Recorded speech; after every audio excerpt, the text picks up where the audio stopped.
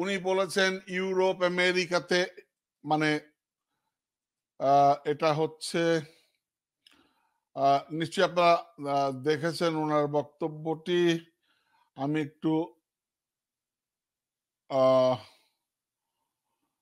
নিশ্চয়ই আপনারা শুনেছেন যে উনি বলেছেন ইউরোপে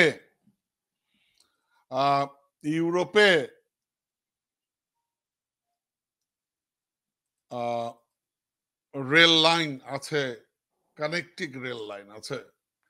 এই কানেক্টিং রেল লাইনে ইউরোপে কোনো বর্ডার নেই, তারা কি বিক্রি হয়ে গেছে?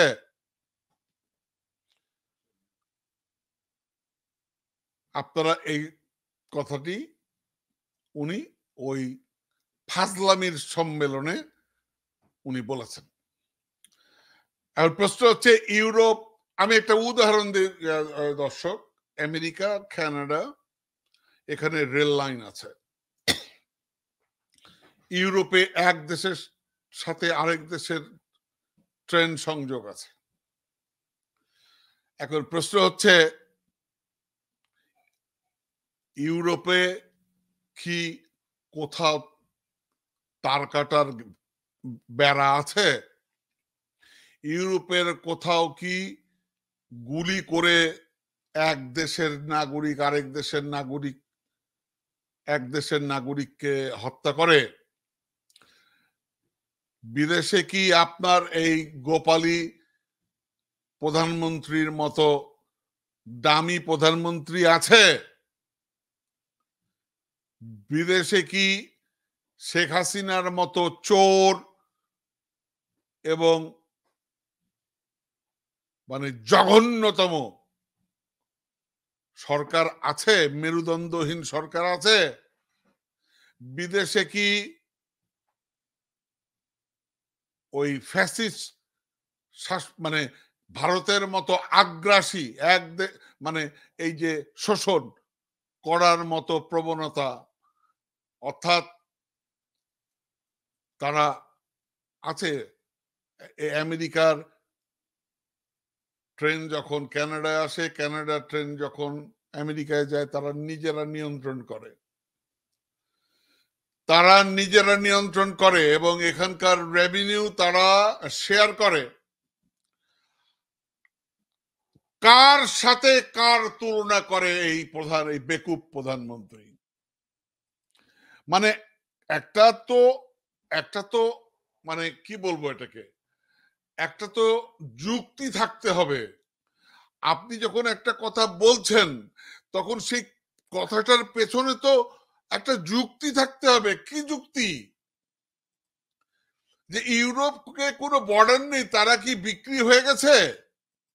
তো ইউরোপে এক্সাম্পল আমেরিকা কানাডায় আছে, ইউরোপে আছে, ইংল্যান্ডের সাথে জার্মানির আছে, ইটালির আছে। তো ওরা কি ভারতের মতো শোষণ করতে পারবে? ভারতের মতো দাদাগিরি করতে পারবে? ভারতের কি বলে ইংল্যান্ড কি বলে ফ্রান্সের নির্বাচনে হস্তক্ষেপ করতে পারবে? ইংল্যান্ড কি তাদের ইন্টেলিজেন্স দিয়ে সে দেশের সেনাবাহিনীকে পরিচালনা করতে পারবে? আমলাদেরকে পরিচালনা করতে পারবে? বা ফ্রান্স কি ইংল্যান্ডে নাক গলাতে পারবে? কার সাথে কার তুলনা করে? আবার সামনে বসাই এই ইয়েরা, এই তথাকথিত সাংঘাতিকরা, নো ক্রস কোশ্চেন, মানে রীতিমতো আনচ্যালেঞ্জড, তাকে চ্যালেঞ্জ করার কিছু নাই।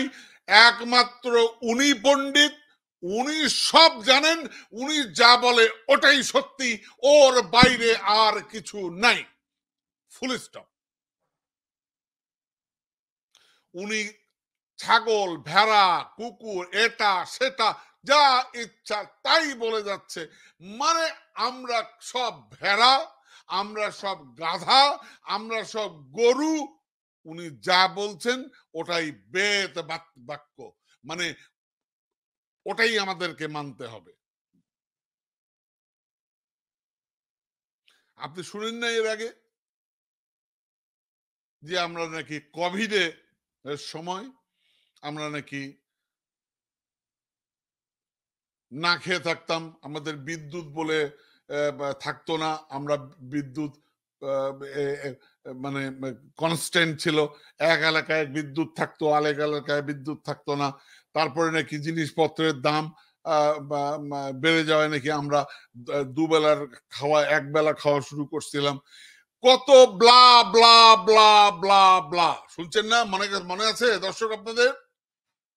এই গোপালী প্রধানমন্ত্রী বলেছিল, মানে উনার মুখে যা আসে উনি বলে দেন, আর আমরা ওই সাংবাদিক সামনে যেগুলো আছে এরা বেদ বাক্যের মতো সব শ্রবণ করে, কিচ্ছু বলার নেই, কেউ কোনো প্রতিবাদ করে না, কেউ কোনো ক্রস কোশ্চিন করে না, এরা নাকি সাংবাদিক।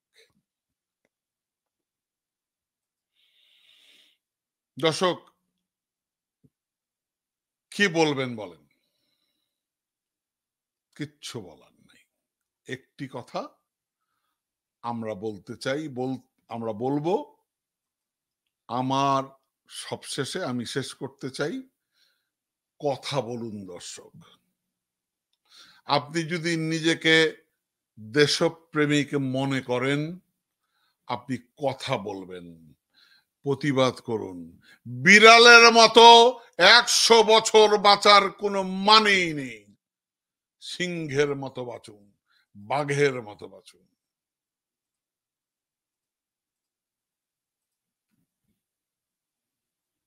ঠিক আছে? সবশেষে আমি যেটা বলতে চাই দর্শক, আজকের অনুষ্ঠান শেষ করব, অনেকক্ষণ আমি কথা বললাম, আমি যদিও ট্রাই করছিলাম যে কথা বলবো 45 মিনিট, কিন্তু অনেকক্ষণ কথা বলেছি, সেজন্য আমাকে ক্ষমা করবেন। তবে আপনাদের সকলের প্রতি অনুরোধ, আপনারা মন্তব্য করবেন এবং এই ভিডিওটি শেয়ার করে দেবেন। সবশেষে যেটা বলতে চাই, আবারও বলতে চাই, বাংলাদেশের বুক ছেড়ে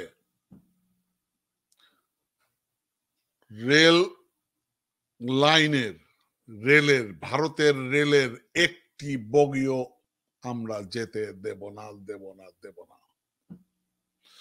আমরা ভারতের এই দুরবসন্ধি, ভারতের দাসী শেখ হাসিনার এই কুপরিকল্পনা বাস্তবায়ন হতে দেব না, দেব না, দেব না। সুতরাং প্রস্তুতি নেন দর্শক, প্রতিরোধ গড়ে তুলতে হবে, এর কোনো বিকল্প নেই। আমাদের দেশের বিরোধী রাজনৈতিক দলগুলো নপুংসুক হয়ে গেছে, তারা বিক্রি হয়ে গেছে অলরেডি।